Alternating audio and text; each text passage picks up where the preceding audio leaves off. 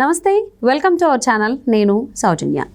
ఎన్నికల కోడ్ అమల్లో ఉన్నప్పుడు గవర్నమెంట్ అనేది కనీసం ఒక ఆపరేటర్ అంటే కంప్యూటర్ ఆపరేటర్ని సేవల్లోకి తీసుకోవాలన్నా అంటే అపాయింట్ చేసుకోవాలన్నా కానీ ఛాన్స్ లేదు. బట్ ఇప్పుడున్నటువంటి సిఎస్ జవహర్ రెడ్డి మాత్రం ఏకంగా కన్ఫర్డ్ ఐఏఎస్లను ఎలాగైనా అధికారంలోకి తీసుకోవాలి అంటే వాళ్ళకి పోస్టింగ్లు ఇవ్వాలనేటువంటి దానికి సంబంధించి యూపీఎస్సీకి లేఖ కూడా రాశారని తెలుస్తుంది.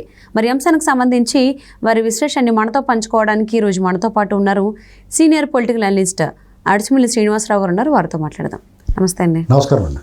సిఎస్ జవహర్ రెడ్డి ఆల్మోస్ట్ అంటే కన్ఫర్డ్ ఐఏఎస్లని పోస్టింగ్లోకి తీసుకోవడానికి ఆయన చాలా ట్రై చేస్తున్నారు. ఎన్నికల కోడ్ అమల్లో ఉన్నా కానీ ఆయన దానికి సంబంధించి యూపీఎస్సీకి లేఖ కూడా రాశారని చెప్పని తెలుస్తుంది. సో దీన్ని ఏ విధంగా చూడాలి అంటారు? అలా చేయకపోతే మనం ఆశ్చర్యపోవాలి, కానీ వీళ్ళు అలాగే చేస్తారు. ఇది దొంగల బ్యాచ్ అండి ఇదంతా. ఇప్పుడు పోతా అది కూడా చేసేసి పోతాడు. మీకు ఆంధ్రప్రదేశ్లో రూల్ ఆఫ్ లా కానీ చట్టం కానీ రాజ్యాంగం కానీ న్యాయ వ్యవస్థలు కూడా ఏది సక్రమంగా పనిచేయట్లా. మొత్తం అన్నీ కూడా చెడిపోయినాయండి. ఇక ప్రభుత్వంలో అయితే ఆంధ్రప్రదేశ్ ప్రభుత్వం ప్రస్తుతం ఐఏఎస్లు కానీ ఐపీఎస్లు కానీ డిపార్ట్మెంట్స్ కానీ చీఫ్ సెక్రటరీతో సహా ఎలక్షన్ కమిషన్ స్టేట్ ఎలక్షన్ కమిషన్తో సహా ఎవరు కూడా తమ బాధ్యత నిర్వర్తించట్లేదు. డ్యూటీ చేస్తున్నారు. ఎవరు డ్యూటీ చేస్తున్నారు? జగన్మోహన్ రెడ్డి డ్యూటీ చేస్తున్నారు. వాళ్ళ స్వామి కార్యం స్వకార్యం రెండు చేసుకుంటున్నారు తప్ప ప్రజల పట్ల బాధ్యత కానీ ప్రజల గురించి ఆలోచన కానీ అస్సలు లేదు. అంటే సిరీస్ ఆఫ్ ఇన్సిడెంట్స్ చూసుకోండి మీరు. ఏది చూసినా వాళ్ళు అలాగే ఉంటున్నారు.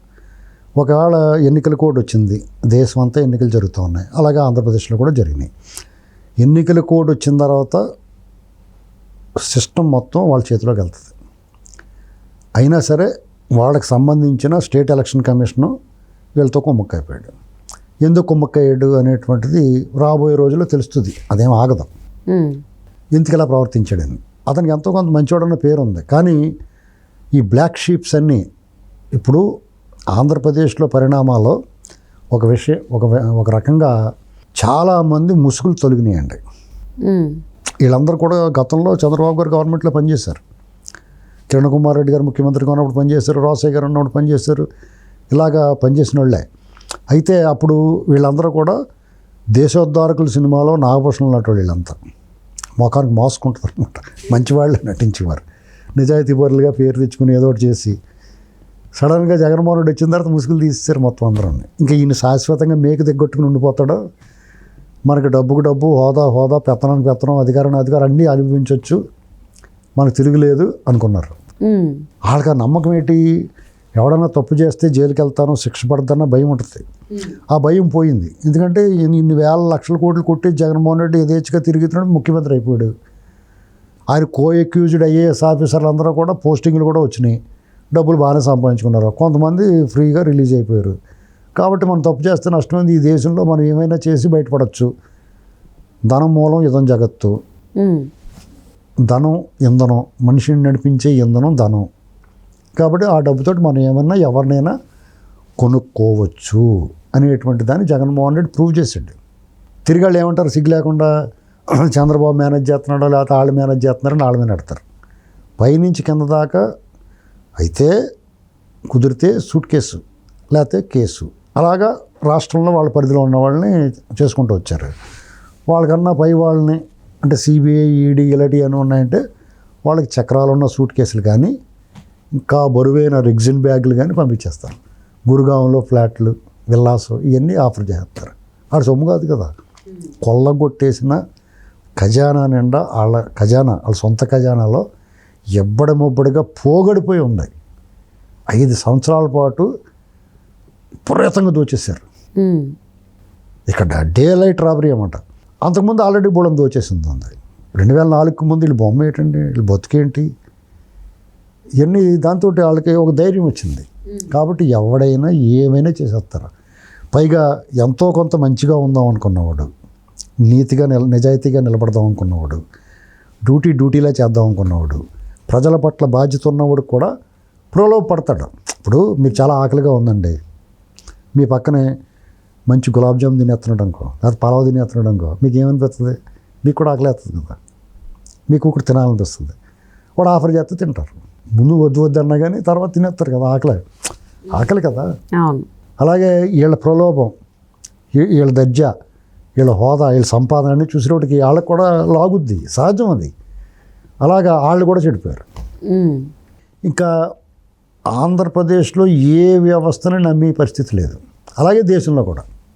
అంటే అంత దారుణమైన పరిస్థితికి దీనికి కారణం ఖచ్చితంగా మోడీ గారు, జగన్మోహన్ రెడ్డి. ఇంకా దీనికి ఎవ్వరు బాధ్యులు కాదు.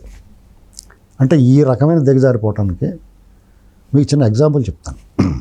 జవహర్ రెడ్డి గారు ఆయన చీఫ్ సెక్రటరీగా ఉండి ఎన్నికల కోడ్ వచ్చిన తర్వాత జగన్మోహన్ రెడ్డి గారికి అనుకూలంగా ఉన్న అధికారులను మార్చకుండా, ఒకవేళ ఎలక్షన్ కమిషన్ మారుస్తే మళ్ళీ ఆ ప్లేస్లోకి ఇంకో గ్యాంగ్ని తీసుకొచ్చి పెట్టాడు.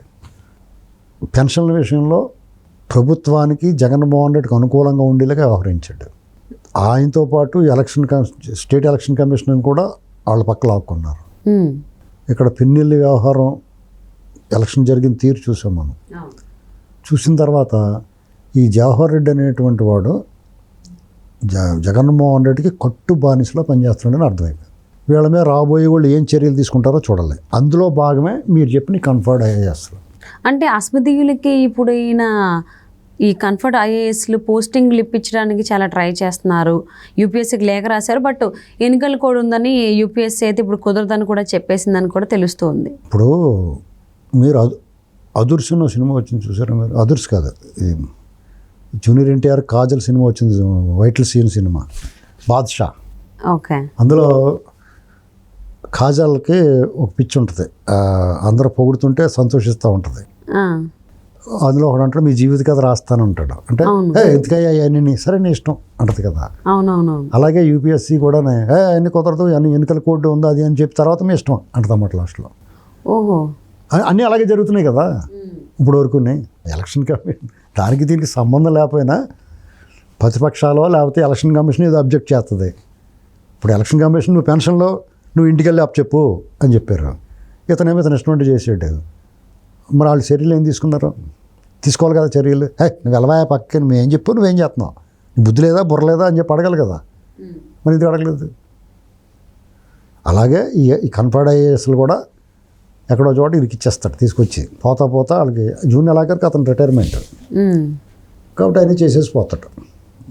చేత మనం నేతి బీరకాయలో నెయ్యి ఉండదు కదా, కానీ నేతి బీరకాయ అంటాం.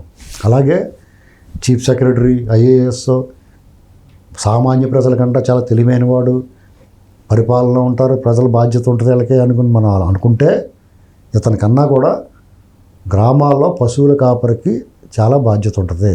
ఆ పశువుల్ని జాగ్రత్తగా వేరే వాళ్ళ పొలంలో పడకుండా కాపలా కాసుకుంటా జాగ్రత్తగా మేపుకుంటాడు. వీళ్ళకి అదేం లేదు. వీళ్ళు ఎలా తప్పుదారి నడుస్తున్నాయంటే ప్రజల సొమ్మే పడిపోయినట్టే కదా, ప్రజలను ఇబ్బంది పడుతున్నాయి కదా. పశువులు కాపురం ఏం చేస్తారు, పక్క కూడా ఇబ్బంది పడకుండా జాగ్రత్తగా ఆడి పొలంలోనే మేపుకుంటా, లేదంటే పోరంబోకు భూముల్లో మేపుకుంటా, ఎవరికి హాని కలగకుండా జాగ్రత్త కాసుకుంటాడు. వీళ్ళకన్నా పశువులు కాపురం చాలా మేలు, అంతే. దీనికి వేరే ఆలోచన లేదు. మీరు ఈ ఎలక్షన్ అయిన తర్వాత కొత్త ప్రభుత్వం వచ్చేదాకా పైన కిందనే వీళ్ళ నుంచి మీరు ఏమీ ఆశించొద్దు. సో మరి ఇప్పుడు సిఎస్ జవహర్ రెడ్డి అయితే అస్మదీయులకి ఈ కన్ఫర్డ్ ఐఏఎస్ కట్టబెట్టేందుకు ప్రయత్నాలు చేస్తున్నారు అని తెలుస్తుంది. సో మరి యూపీఎస్సీ అయితే లేఖను ఖండించింది, అలా కుదరదని చెప్పింది. చూద్దాం ఏం చేస్తారు ఏంటి అనేది. Thank you so much Srinivas గారు.